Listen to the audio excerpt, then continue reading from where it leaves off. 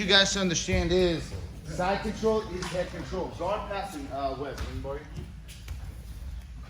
Guard passing is like a ladder.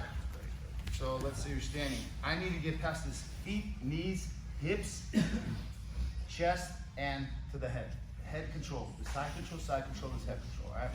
So however I'm doing it here, where I'm going here, or then I'm going here, and then I'm going here. I need to have an underhook, and this hand is going to be the crossface. I don't need to clap my hands together and do this as a crossface here. What I need to do is I need to just take his head offline of his spine. So what I'm going to do is I'm going to walk this hand this way so that his head is tilted. He's going to have to walk his hips back into me in order to realign his spine with his head. He can't realign his head with his spine because he has to move it that way.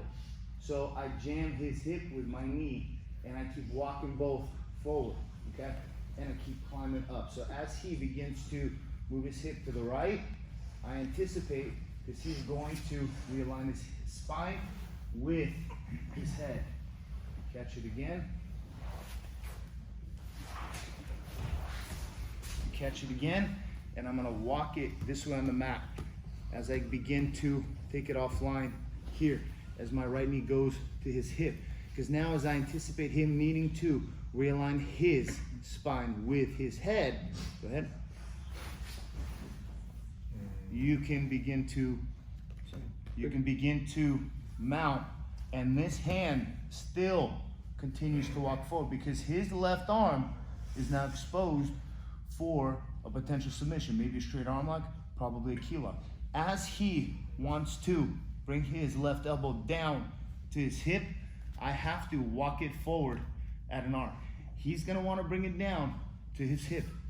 I'm gonna walk it, and as I walk it, I go past the center line of his head. I reset, he's gonna continue to wanna bring it down.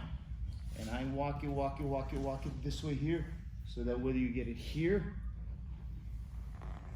I want to be able to catch the wrist palm, not the wrist. If he can rotate his wrist, he can straighten out his arm. I want to catch his wrist palm right here, my wrist, frame right in here, and I want to roll it and control it so that I can ask him, Webb, can you move your arm? Nope. Okay, from here, I can begin to bring it down with my right hand. See how tight it is already? If his hand is sideways, his shoulder can rotate more. You can finish it, but the problem is that he can move it. So the second that you get it, you gotta roll it and control it. And I'm pinning it with my right hand, is controlling my left wrist. So that as he begins to try to move his arm, move it left, right, up, down.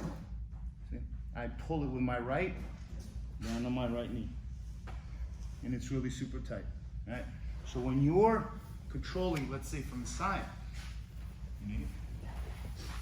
when you're controlling from the side, and side control, and obviously head control is side control, but you need an underhook, okay? Because if you don't have an underhook, he's got an underhook. And the one who gets the underhook and knows how to use it is gonna be the one who's probably gonna beat the position. Unless, as he starts using his underhook, you begin to go to martial matrix. However, let's say I got a good underhook here, and I'm walking his head this way. And I can jam his hip with my knee, because I know the more I move this, he's gonna wanna begin to bring it through here, and get here, and I keep walking this.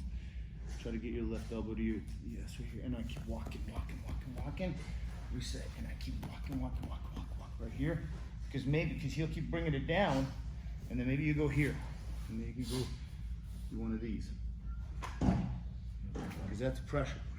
If he begins to rotate his arm in the key lock direction here, you catch it here to save it, and then you bring it here, frame it, roll it, control it. You ask your partner, can you move your hand? It should be completely immobilized as the right hand brings it down to your right knee with the weight more on the pivot, which is your left elbow. So you can try as you mount.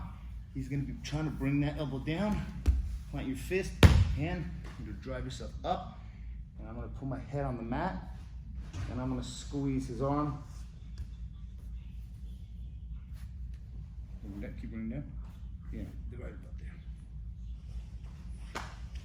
And then you have a nice pressure point. If he saves it, he's gonna roll it, but I can also control it with the head, and I can begin to possibly straighten it this way. If he forces it to bend, I have rolled it, controlled it. Ask Webb, can you move it? No. And then bring it down with the right.